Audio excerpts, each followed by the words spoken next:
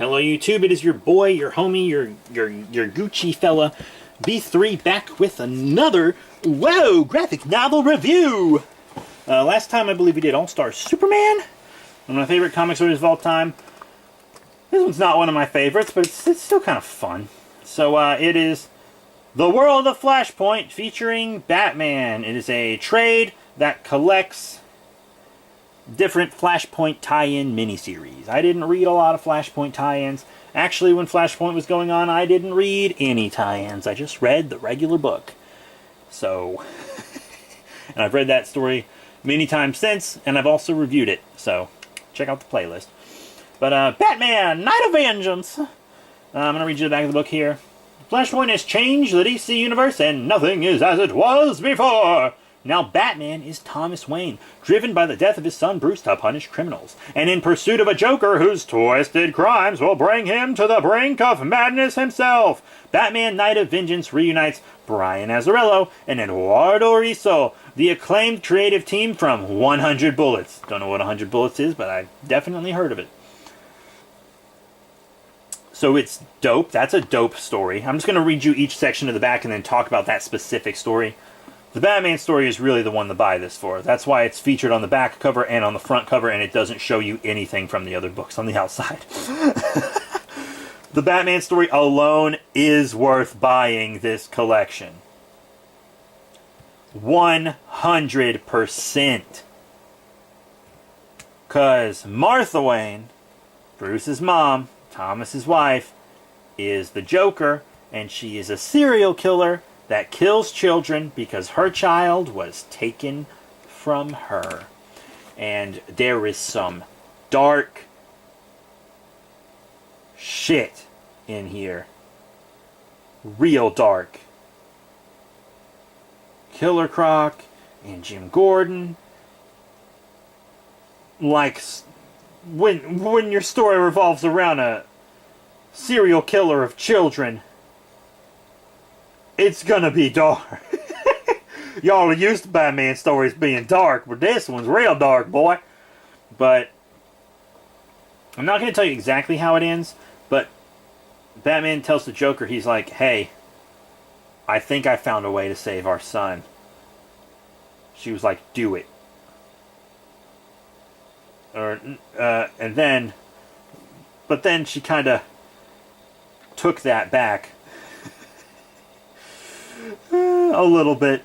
There's this amazing page where she asks what becomes of Bruce in this alternate dimension, and when Thomas tells her, this story is so full of emotion and shock.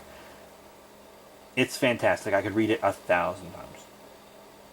I could read it 1,000 times. Now the next story. Now, Dick Grayson travels with his parents and the death-defying Dead Man across war-torn Europe, performing in their circus until an Amazon attack leads them to their true fate in Dead Man and the Flying Graces. Graysons, by writer J.T. Krull, Captain Atom, and artist Fabrizio Foriento, Titans. I like that name. That's a dope name. This one, it's not super anything special. I kind of didn't like how it made Dr. Fate a circus attraction. He just uses the helm of Naboo to be like a circus freak. And I was like, boo. That's one of the most powerful characters in the DC universe, and you reduced him to that? That's not cool. That's just not cool. And, you know, like King Shark was in their group, and so was Ragdoll, I think. Is that character's name? Just, I don't know, it's just not very memorable or anything. You know, it just wasn't very memorable. Sorry. I didn't really appreciate it very much. The next one's better, though. In this world, Deathstroke is a pirate on the world's most dangerous waters, questing for the only treasure that really matters, in Deathstroke and the Curse of the Ravager, by writer Jimmy Palmiotti, All-Star Western, and artist Joe Bennett. Deathstroke. So it's pretty cool. It's a really cool one. They kind of adapted in the Flashpoint animated film, but they don't really do it justice in that film. I mean, it's cool what happens in that film, but it's really just kind of a brawl. And in this, it's so much more. Deathstroke has his crew. And he's looking for something. Lots of blood, lots of murder, lots of Aquaman. Ocean Master. You guys like Ocean Master? I like Ocean Master. Modern Ocean Master, anyways. Lots of good stuff going on. There's so much action. I love it. I don't want to tell you too much. I'm trying not to be as spoilery in these videos, that's why. But, yeah. Then there's one more. And in Secret 7 by Peter Milligan, Red Lanterns, Shade the Changeling Man leads a secret team of bizarre heroes, but will he lead them to their deaths? This one's just straight up weird, as you would expect it to be with Shade the Changeling Man as the main character. Enchantress is in it. As you know, she played a relatively big role in the actual Flashpoint story. Black Orchid's in it, Shade the Changeling Man, etc. Some pretty crazy stuff goes on. And I'm not entirely sure I understand it.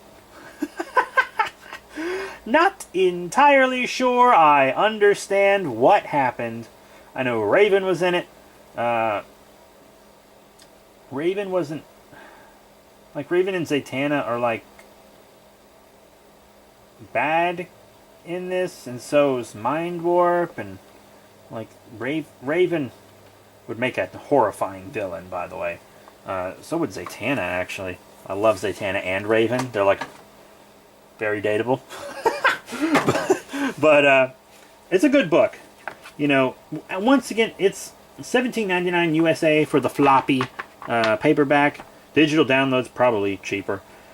The Batman story alone is worth that price. Even though it's short, it's packed with so much. It hits you like a fucking truck. Holy crap. The Dick Grayson one with Deadman and the Flying Graysons I didn't care for. The Deathstroke one's really cool, and then the Secret 7 one is weird. If you like weird, you might enjoy the Secret 7 one. So that's it for the World of Flashpoint featuring Batman. Next time, I'm not entirely sure what we're going to do next time, actually, because usually the only time I know what we're doing for the next video is one where I film the next video right after this one, like I read a bunch of trades in a row, and then I film a bunch in a row. Bet on Green Lantern Volume 5 Test of Wills. Bet on that from the New 52. So that's it. Thank you all once again for your support, and I'll see you all later.